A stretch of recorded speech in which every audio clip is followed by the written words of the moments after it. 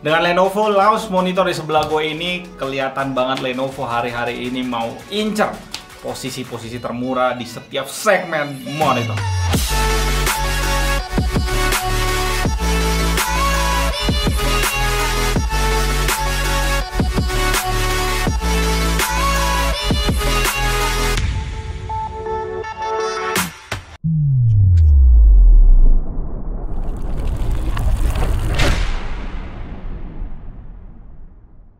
Selamat datang di GTAD channel paling canggih di 2021. Mulai dari ThinkVision A24, Legend Y2525. Hari ini kita kedatangan G2720 yang baru launch beberapa waktu belum lama ini. Dan langsung nusuk untuk nyerang sweet spot kita di GTAD Top 10 27 inch 144Hz IPS yang udah kita buat sebelumnya. Videonya ada di atas kalau kalian belum nonton.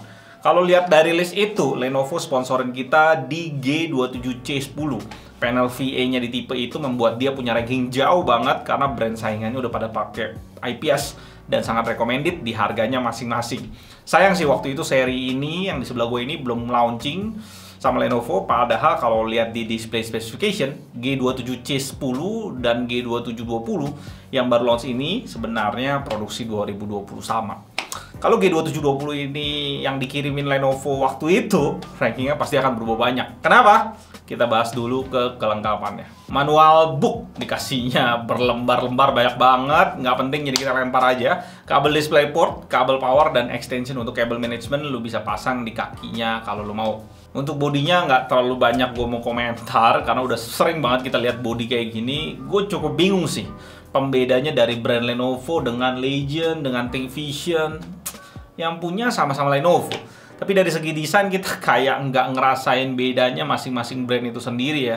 Kayak nggak punya ciri khas yang jelas pembeda antara ketiganya itu. Bodinya tetap bersudut-sudut gitu, lubang pembuangan panas ngadep ke atas dan bawah, ada logo Lenovo, tombol pengaturan OSD yang agak kocak posisinya di tengah gitu, tapi pas kita buka OSD-nya di bawah banget tampilan OSD-nya. Untuk portnya udah ngadep ke bawah yang pastinya udah sering banget gue bilang cocok untuk pakaian bracket di monitor ini. Port power, satu HDMI 1.4 yang udah support 144Hz untuk portnya, satu DisplayPort 1.2, dan audio out. Kaki dan standnya padat banget, dan standnya juga bentukan bumerang dengan aksen biru-biru gaming gitulah. Punya model V yang pastinya juga kita sudah sama-sama tahu untuk jatuhin gampang banget ke kiri dan kanannya. Dan kalau kalian perhatiin kakinya kita pasang di VESA monitornya 10x10 cm. Sayangnya ergonomik di monitor ini nggak full, jadi cuma bisa tilt dan head adjustment aja. Head adjustmentnya mulus, tiltnya agak sedikit keras. Dan sekarang kita masuk ke spek lengkap yang diklaim Lenovo di website resminya. 27 inch Full HD Resolution IPS panel flat, refresh rate maksimum 144Hz. Brightness tipikal 400 nit dengan kontras 1000:1. Color gamut diklaim 99% sRGB. Panel bit depth-nya 8 bits murni, support FreeSync Premium, dan tentunya support G-Sync compatible lewat DisplayPort. Dan response time-nya ada 3 tulisan di website. 3 ms Extreme Mode, 5 ms Normal Mode, 1 ms with MPRT. Menurut gua Lenovo cukup jujur ya nulis response time-nya. Dimana MPRT 1 ms tadi ditulis kayak gitu, tapi yang lainnya nggak sanggup untuk 1 ms. Harusnya sih yang lainnya itu kemungkinan besar itu GTG.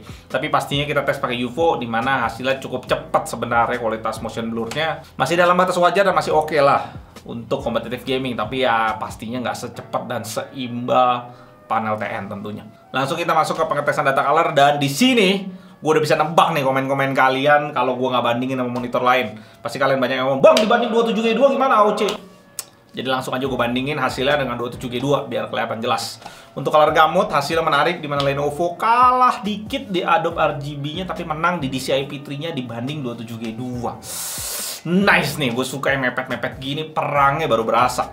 Brightness Lenovo unggul dengan max-nya dapet jauh banget dibanding AOC di 382,7 nits dengan kontras 1420:1 dan white point-nya bagus banget di 6800 Kelvin. Cukup membantai AOC di bagian ini. Nah, untuk color uniformity-nya AOC bisa kita lihat unggul jauh banget. Di sini rapi banget di AOC. Begitu juga untuk luminance uniformity-nya.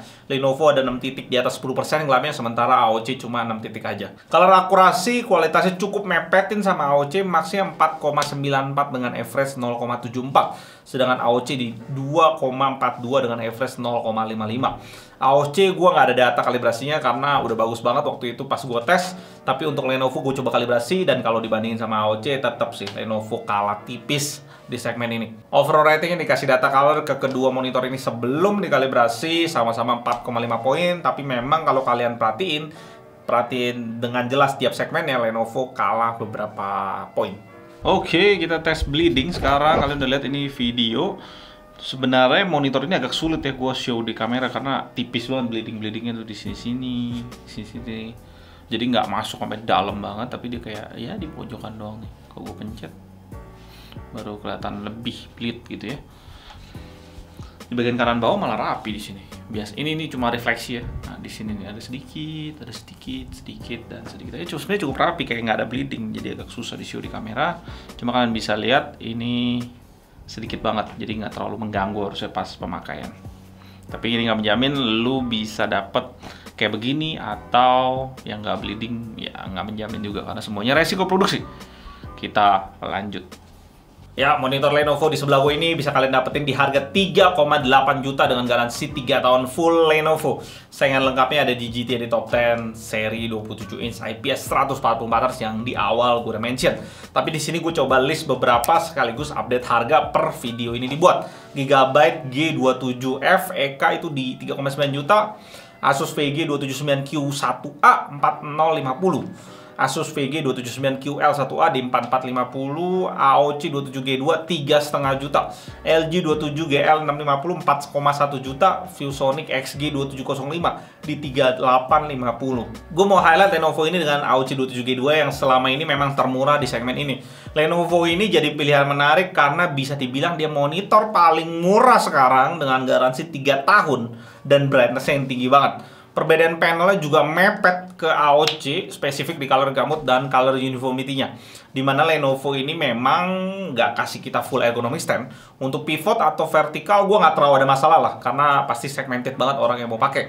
Tapi terkhusus untuk swivel gue baru sadar pentingnya saat meja kalian nggak terlalu lebar. Lo mesti ngegunain swivel supaya space buat mousepad yang lebar itu nggak keganggu dengan kaki macam tipe V kayak gini yang biasa kita temuin di hampir semua monitor gaming, dan kayak gini tuh biasanya makan space meja tuh banyak banget. Dan di Lenovo ini nggak ada tuh swivelnya. Jadi itu aja sih pertimbangannya kalau kalian mau beli Lenovo ini. Sisanya Lenovo ini memberikan kita yang terbaik. Kembali sedikit ke list saingan di atas, kalian lihat nggak sih? LG 27GL650F dan Asus VG 279QL1A. Posisinya makin nggak jelas di 4,1 dan 4,4 juta. Apalagi setelah diterjang Lenovo di 3,8 juta dengan kualitas sesolid ini dengan garansi 3 tahun full juga. Belum lagi kalian udah bisa lihat itu ada Gigabyte juga yang dibanting harganya dari 4,5 awalnya ke 3,9 juta. Beda 100.000 sama Lenovo ini, tapi kita belum tes. Mungkin next video.